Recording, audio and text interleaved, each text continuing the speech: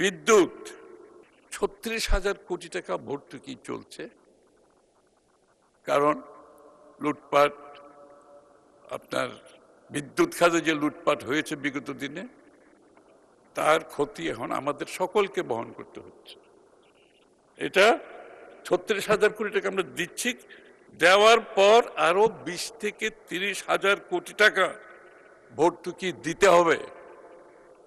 অবস্থা বুঝেছেন অর্থনীতি কোথায়, আমাদের ফিসক্যাল স্পেস কত কমে যাচ্ছে আস্তে আস্তে। আমাদের সব সংসদ সদস্যরা দাবি এলাকাতে টাকা দিতে হবে, এলাকায় উন্নয়ন করতে হবে, একদম এই দাবি তো থাকবেই, স্বাভাবিক, আমরা জনগণকে রিপ্রেজেন্ট করি, এই দাবি তো থাকবে।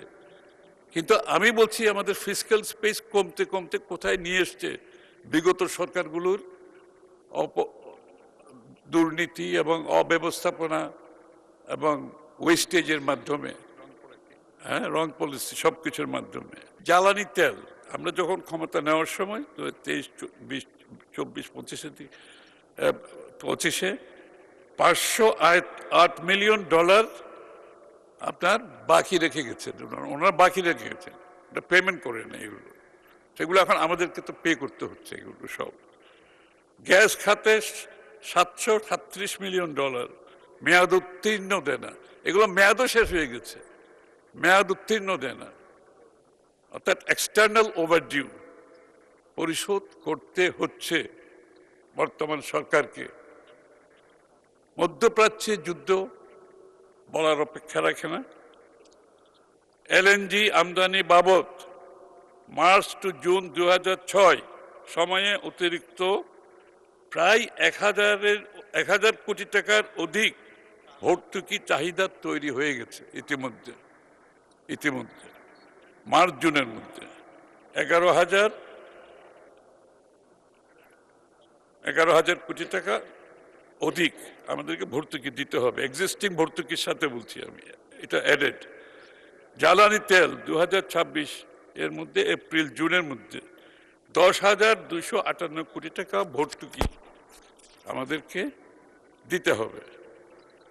আমি সংক্ষিপ্তভাবে বলেছি, আরো অনেক সমস্যা আছে, শেয়ার বাজারের আপনারা জানেন সমস্যা আছে, এবং ব্যাংকগুলোর রিক্যাপিটালাইজেশনের সমস্যা আছে, প্রাইভেট সেক্টরের রিক্যাপিটালাইজেশনের সমস্যা আছে। সার্বিকভাবে দেশের ডিরেগুলেশনের একটা বিষয় আছে, রিফর্মের বিষয় আছে, ইজ অফ ডুইং বিজনেসের বিষয়টা আছে, কস্ট অফ ডুইং বিষয়টা আছে।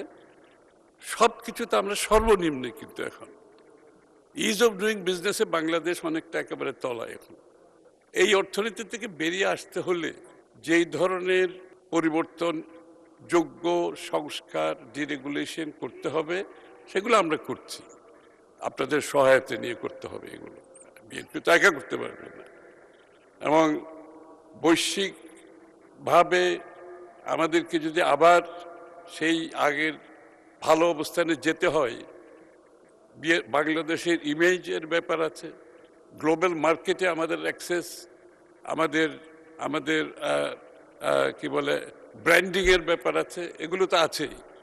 তো আমি একটা জিনিস আপনাদেরকে পরিষ্কার করে বলতে চাই, এই ধরনের সমস্যা বিএনপি কিন্তু প্রথমবার সম্মুখীন হয় নাই।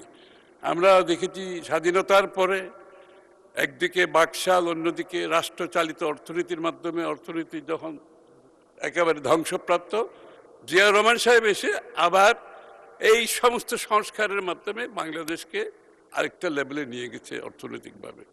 আবার আমাদের স্বৈরাচারের সময় যখন অর্থনীতি এবং রাজনীতি দুটাই ধ্বংসপ্রাপ্ত, দেশনেত্রী বেগম খালেদা জিয়া বাংলাদেশকে আবার সেখান থেকে রিকভার করে এনেছে।